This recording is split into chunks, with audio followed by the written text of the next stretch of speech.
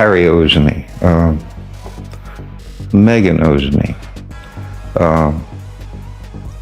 What I've been through, I should be rewarded for. Thomas had Meghan with his second wife, Doria. She sort of, denigrates her father and says, oh, no, wasn't that great or what have you, when it was actually quite good. She led an upper middle class lifestyle. I've lost my dad in this, so him as my father-in-law was really important to me. I don't know of anybody that cold to do this. It all begins with a father standing alone by a mailbox. No flashing cameras, no royal guards, no red carpet, just Thomas Markle, clutching onto a thin thread of hope. He's waiting for that one envelope. The kind with golden edges and royal ink. The kind that says you're invited to watch your daughter marry a prince. The world's already watching, the excitement is everywhere. But that mailbox, it stays silent. No invitation, no call, nothing. Just the sound of the wind, until finally a voice on the other end of the line whispers, maybe the invitation got lost in the mail.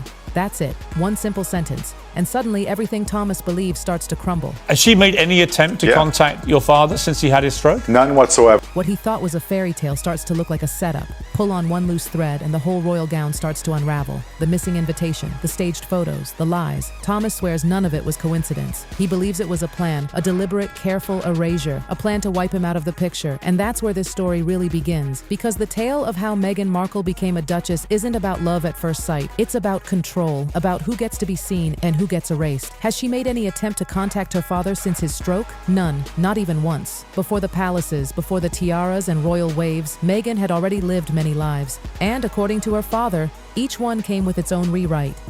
Harry owes me. Meghan owes me. What I've been through, I should be.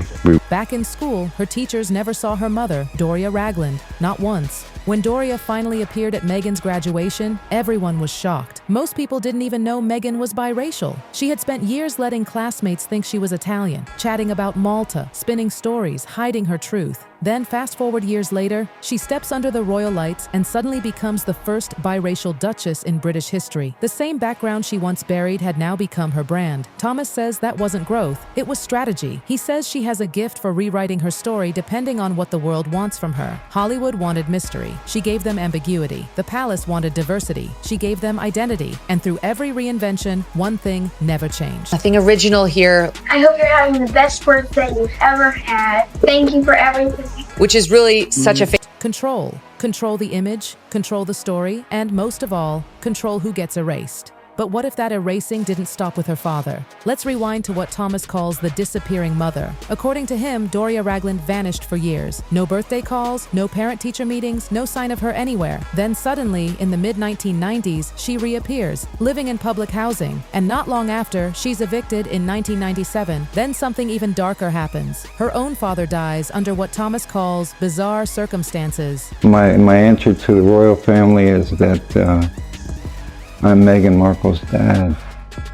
We're just a... Police said he tripped while walking his dogs, but Thomas remembers the details that never sat right. Injuries too severe for a fall, found on grass, not pavement. And Doria, she kept the dog leashes, like a trophy. He doesn't accuse her, not outright, but his eyes, they say what words don't. He's hinted before that Doria is capable of things people wouldn't believe. Behind that calm yoga teacher image, he says, there's something much darker. Then comes the family she never had. I do love you, and I wish we could sit down and talk about it. Remember when Prince Harry stood before the world and said, "She's the family I never had"? It melted hearts everywhere. But Thomas claims those were the exact same words Meghan's first husband, Trevor Engelson, said at their Jamaica wedding. Two men, same promise, same story. Because both believed they were rescuing an orphaned girl who needed saving. But Thomas says that poor, lonely girl act was the lie that gave Meghan her greatest power. Sympathy. When you have a wedding and people start drinking champagne at the reception, they start talking. Right. So what could the motive be for keeping both sides of the family away? That's right. The stories would come out. And sympathy opens every door. Now we hit the royal wedding scandal, the moment the internet still can't stop talking about. Days before the royal wedding, those now infamous photos appear. Thomas Markle, staged like a character in a tabloid, pretending to get fitted for a suit, reading about his daughter in an internet cafe. It looked desperate, a bit sad. The media laughed, but Thomas insists it was never random. The photographer who arranged those shots? He still works with Meghan's team. Thomas says it was a setup. a calculated trap designed to make him look unreliable. And it worked perfectly. The world mocked him. She doesn't have a dad. What a farce. She does have a dad. He raised her and loved her and paid for her college and never asked for any of this attention. He screwed up in dealing with the paparazzi, staging photos of himself, getting ready for her wedding, reportedly in exchange for cash. Not good. Meghan got her excuse.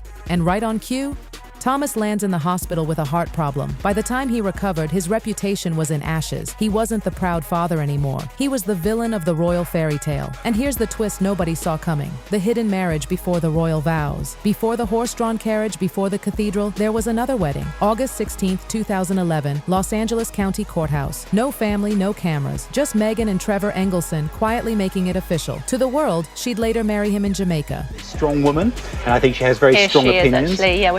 I think that bodes well for a kind of new era, if you like, for the royal family. But what's stranger, when Meghan later married Prince Harry, the legal record still listed her as Rachel Meghan Markle Engelson. Did she ever change it back? Did the palace know? If not, that's not just gossip. That's a royal legal nightmare. But even that wasn't the wildest part. When the story resurfaced online, the internet lost its mind. Twitter exploded with the hashtag royal wedding scam. TikTok edits went viral, comparing Thomas's interviews to royal footage. One meme showed Meghan's wedding photos with the caption, "Directed by Doria, produced by Buckingham." Reddit dubbed her the Duchess of Rewrites. Comment sections turned savage. One viral comment read, "If your own dad doesn't get an invite, that's not family, that's PR." Was your father?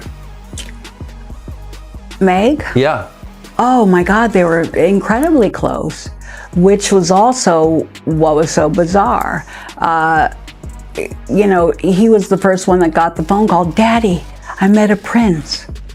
This is reportedly, and my father told me about this, they were really close up until seemingly having to seal off all the hatches and keep everybody from talking. People started asking, if she could cut out her own father, what else could she hide?